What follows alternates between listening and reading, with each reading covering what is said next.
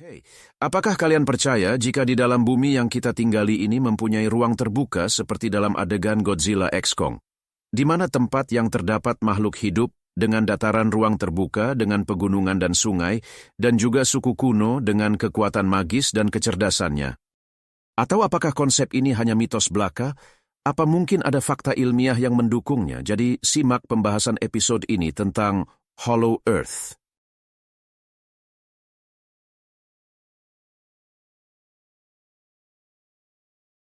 Sepanjang sejarah, banyak yang mencari bukti fisik tentang keberadaannya, tergoda oleh cerita-cerita tentang peradaban bawah tanah yang damai namun kuat, dengan teknologi canggih dan pengetahuan kuno yang telah lama dilupakan oleh manusia modern. Budaya di seluruh dunia memiliki mitos yang menceritakan tentang sebuah kerajaan misterius di bawah tanah yang berada jauh di dalam bumi, menjauh dari para penghuni permukaan yang primitif dan kejam, yaitu kita. Gambaran tentang sebuah masyarakat yang tak tersentuh oleh waktu, tak tergores oleh perang, dan tak terpengaruh oleh bencana alam. Sebuah budaya yang berkembang di ruang terbuka yang luas di dalam bumi. Ini adalah kisah tentang Hollow Earth dan kerajaan bawah tanah Agartha. Para penjelajah yang mengatakan bahwa bukan hanya tempat itu benar-benar ada, tetapi mereka tahu di mana letaknya.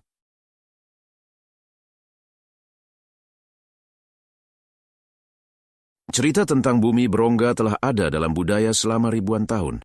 Hampir setiap masyarakat kuno memiliki cerita tentang alam bawah tanah yang sering dihuni oleh makhluk superior, dan mereka percaya kuat akan kerajaan bawah tanah Agartha yang diperintah oleh Raja Dunia yang misterius.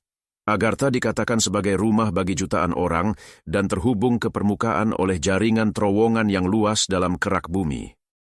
Dalam mitologi India, tempat itu bernama Potala, yang diterjemahkan sebagai yang ada di bawah kaki. Digambarkan sebagai tanah yang indah penuh dengan bukit hijau yang berbukit dan danau kristal yang jernih. Agartha juga digambarkan dengan cara yang sama. Beberapa percaya bahwa ini adalah Taman Eden yang sebenarnya, bahwa ketika Adam dan Hawa mereka diusir, sebenarnya mengirim mereka ke permukaan. Dalam teks Maya kuno bernama Popol Vuh, ada cerita tentang Sibalba, sebuah peradaban bawah tanah. Dua saudara kembar muncul dan seperti Adam dan Hawa, mereka menjadi orang pertama di atas tanah. Dalam cerita Chicomostok, tempat di mana suku Aztec muncul untuk hidup di permukaan bumi, nama ini diterjemahkan menjadi 7 gua yang diyakini sebagai lokasi munculnya manusia. Dalam Islam juga terdapat cerita tentang Ya'juj dan Ma'juj yang dianggap sebagai suku yang dikurung di dalam alam bawah tanah. Orang Manati menyebutnya Kur. Bangsa Babilonia menyebutnya Irkalla, tempat menghindari atau rumah orang mati. Orang Tiongkok menyebut alam bawah tanah ini Diu, sementara orang Jepang menyebutnya Yomi. Dalam Yunani, Roma, bahkan Celtic dan Irlandia, mereka semua memiliki mitos tentang dunia bawah. Mitos modern sering menggambarkan tempat ini sebagai neraka.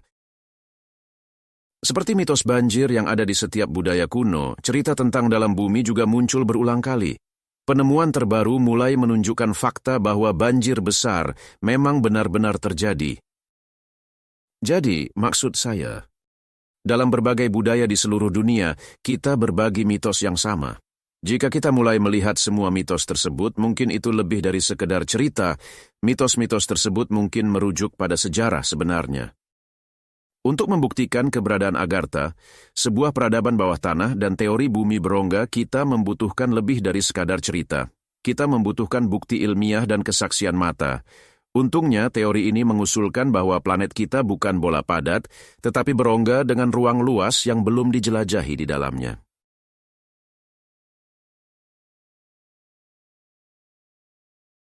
Pada tahun 1692, astronom Edmund Halley mengusulkan teori bumi berongga yang terdiri dari cangkang setebal sekitar 500 mil.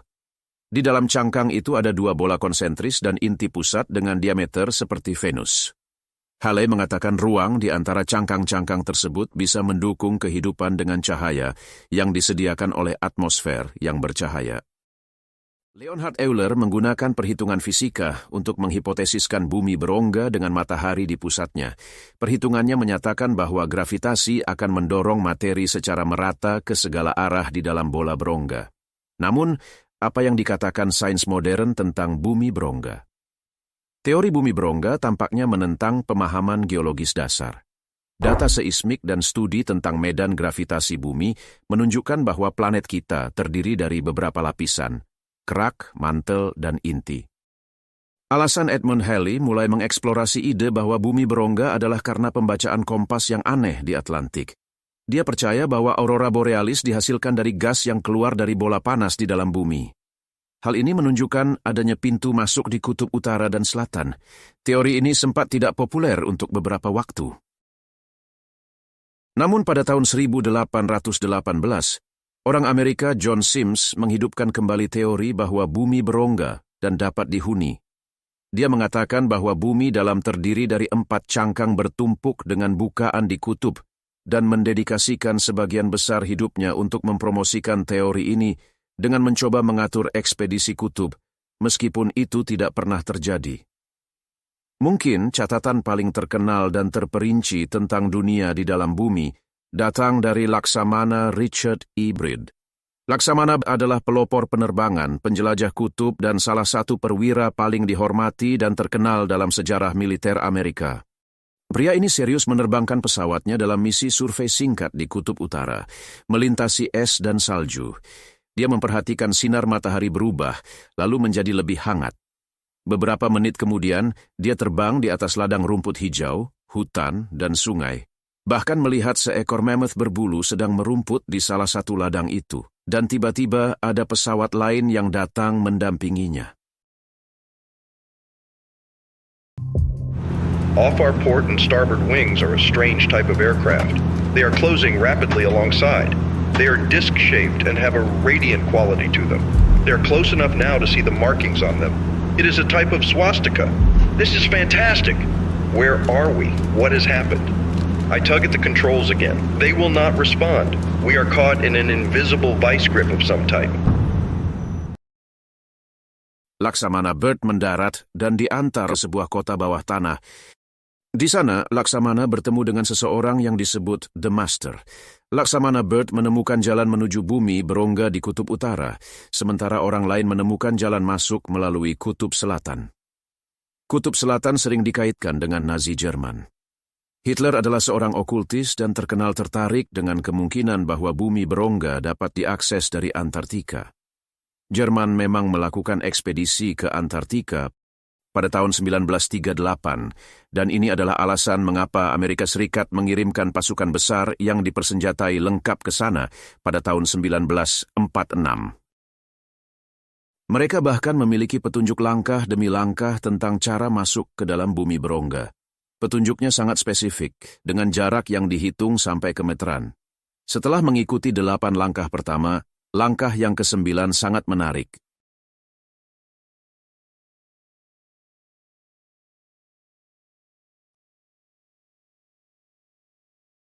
Kapal selam Jerman U-209 yang dikomandoi oleh Andre Brunner mengatakan bahwa ia mencapai bagian dalam bumi dan menemukan jaringan terowongan yang luas di sana. Ada desas-desus bahwa setelah Jerman menyerah, beberapa Nazi melarikan diri ke Antartika dan bersembunyi di terowongan ini. Rumor lainnya mengatakan mereka masih ada di sana. Meskipun kutub merupakan satu-satunya cara untuk masuk ke sistem gua yang mengarah ke Agartha, ada beberapa pintu masuk di seluruh dunia, dan kemungkinan ada satu di dekat Anda.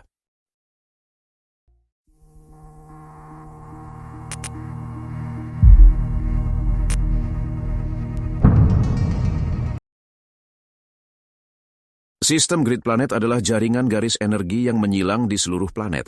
Garis-garis ini dikatakan mempengaruhi segala hal, mulai dari penempatan monumen kuno hingga pola migrasi hewan. Gagasan tentang grid planet dipercayai sudah ada sejak zaman Yunani kuno yang disebut Omphalos. Beberapa abad kemudian, pada tahun 1920-an, Alfred Watkins memperhatikan bahwa situs-situs kuno tampaknya berbaris di sepanjang jalur lurus. Ia menyebutnya ley lines, namun dianggap kebetulan oleh beberapa orang. Lainnya melihat pola yang terhubung dengan geografi bumi. Baru-baru ini, teori geometri vektor terpadu diusulkan oleh Buckminster Fuller dan kemudian dikembangkan oleh ilmuwan seperti William Becker dan Beth Higgins. Menurut teori ini, bumi ditutupi oleh grid tak terlihat yang dibentuk oleh 120 segitiga identik, Grid ini diyakini sejajar dengan titik-titik geografis dan historis penting di seluruh dunia. Ambil contoh piramida Agung Giza.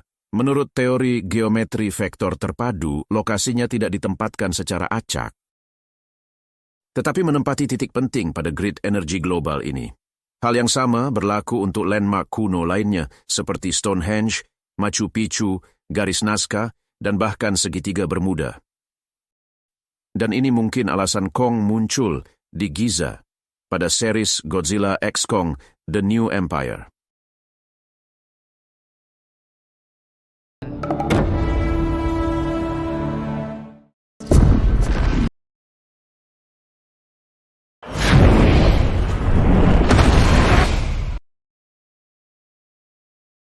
Selain pintu masuk di kutub utara dan selatan, pintu masuk ke kerajaan Agartha juga ditemukan di beberapa titik grid planet ini, dan mungkin titik itu di sekitar Anda.